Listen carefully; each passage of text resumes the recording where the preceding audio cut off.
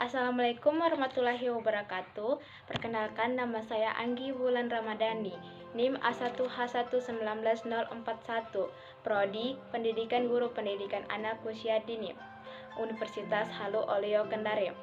Pada kesempatan kali ini, saya akan memaparkan materi tentang media dan sumber belajar.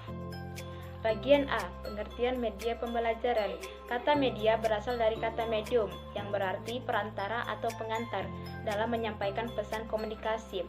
Media pembelajaran diartikan sebagai segala sesuatu yang dapat digunakan untuk menyalurkan pesan, merangsang pikiran, perasaan, perhatian, dan kemauan siswa, sehingga mendorong proses belajar. B. Jenis-jenis media. Berdasarkan jenisnya, media dapat dikelompokkan menjadi 3 jenis, yaitu: pertama, media visual.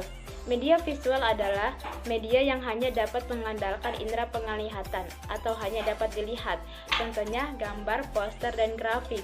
Kedua, media audio, yaitu jenis media pembelajaran yang menggunakan kemampuan indera telinga atau pendengaran. Jenis media pembelajaran ini menghasilkan pesan berupa bunyi atau suara, contohnya radio, tape recorder, dan telepon. Ketiga, media audiovisual. Media audiovisual merupakan media yang mengandalkan indera penglihatan dan indera pendengaran atau dapat dilihat dan didengar, misalnya televisi, video, dan film. C. Kriteria pemilihan media. Ada beberapa kriteria yang harus diperhatikan dalam pemilihan media. Pertama, sesuai dengan tujuan yang ingin dicapai. Kedua, tepat untuk mendukung isi pelajaran yang sifatnya fakta, konsep, prinsip, atau generalisasi. Ketiga, praktis, luas, dan bertahan. Keempat, guru terampil menggunakannya. Kelima, pengelompokan sasaran. Media yang efektif untuk kelompok besar belum tentu sama efektifnya jika digunakan pada kelompok kecil atau perorangan. Terakhir, mutu teknis. Pengembangan visual baik gambar maupun fotografer harus memenuhi persyaratan teknis tertentu. Bagian D, manfaat media pembelajaran. Media memiliki beberapa manfaat, diantaranya: media pembelajaran dapat mengatasi keterlambatan pengalaman yang dimiliki oleh para peserta didik. Pengalaman tiap peserta didik berbeda, tergantung dari faktor-faktor yang menentukan kekayaan pengalaman anak, seperti ketersediaan buku, kesempatan melancong, dan sebagainya. Kedua, media pembelajaran dapat melampaui batas ruang kelas. Banyak hal yang tidak mungkin dialami secara langsung di dalam kelas oleh para peserta didik tentang suatu objek yang disebabkan karena objek terlalu besar, objek terlalu kecil, objek yang bergerak terlalu lambat, dan objek yang bergerak terlalu cepat. Ketiga, media pembelajaran memungkinkan adanya interaksi langsung antara peserta didik dengan lingkungannya. Misalnya, siswa mempelajari tentang ekosistem darat bertempat di halaman sekolah. Mereka dapat langsung melihat dan merasakan apa yang ada di lingkungan yang dijadikan sebagai media pembelajaran, seperti pohon, rumput, batu, tanah, dan sebagainya. Keempat, media menghasilkan keseragaman pengamatan. Misalnya, ketika guru menyampaikan materi pembelajaran secara lisan melalui ceramah, maka ada kemungkinan terjadi perbedaan pendapat atau persepsi yang diterima oleh siswa. Kelima, media dapat menanamkan konsep dasar yang benar, konkret, dan realistis. E. Fungsi media pembelajaran. Uraian dari setiap fungsi media pembelajaran adalah sebagai berikut. 1. Pemusat perhatian siswa. Media pembelajaran dapat berfungsi dengan baik sebagai pemusat perhatian siswa, apalagi jika media pembelajaran itu bersifat menarik. Kedua, menggugah emosi siswa. Emosi siswa terhadap suatu hal dapat dengan mudah digugah dengan menggunakan media pembelajaran.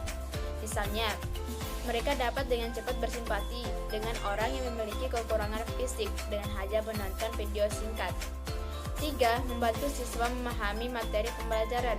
Jika guru ingin menggunakan media pembelajaran dan berhasil efektif, maka guru harus memilih media pembelajaran sesuai dengan tujuan pembelajaran. Keempat, siswa mengorganisasikan informasi.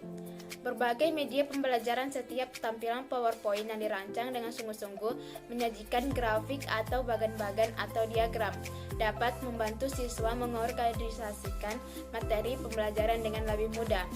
Kelima, membangkitkan motivasi belajar siswa. Guru yang menggunakan media pembelajaran dalam kegiatan belajar mengajar di kelas dapat membuat suasana kelas lebih hidup. 6.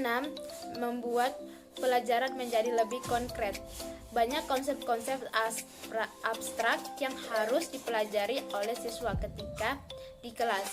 Cara termudah untuk menyajikan sesuatu yang abstrak adalah dengan membantu mereka mengkonkretkan melalui media pembelajaran.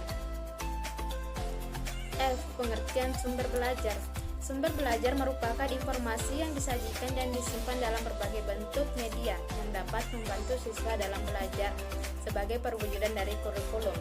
Sumber belajar juga dapat diartikan bahwa semua hal yang digunakan sebagai tempat di mana informasi atau pesan atau materi belajar dapat diperoleh. Sumber belajar dapat diperoleh dari segala benda yang berada di sekitar siswa. G. Jenis sumber belajar. Berikut merupakan jenis-jenis sumber belajar. Yang pertama, pesan. Pesan merupakan informasi yang disampaikan oleh komponen belajar lain yang dapat berupa ide, fakta, ajaran nilai, dan data. Dalam sistem persekolahan, maka pesan ini berupa seluruh mata pelajaran yang disampaikan kepada siswa. Kedua, manusia. Manusia berperan sebagai pencari, penyimpan, pengolahan, dan penyaji pesan serta sebagai penyalur pesan.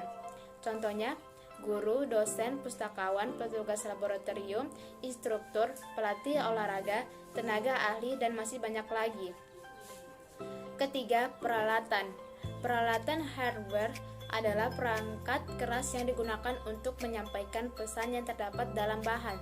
Contohnya, OHP, tape recorder, video flyer, proyek film, dan komputer. Keempat, teknik. Teknik adalah prosedur atau langkah-langkah tertentu dalam menggunakan bahan peralatan lingkungan orang untuk menyampaikan pesan. Misalnya, demonstrasi, diskusi, praktikum, pembelajaran mandiri, sistem pendidikan terbuka atau jarak jauh, tutorial, tatap muka, dan lain-lain. 5.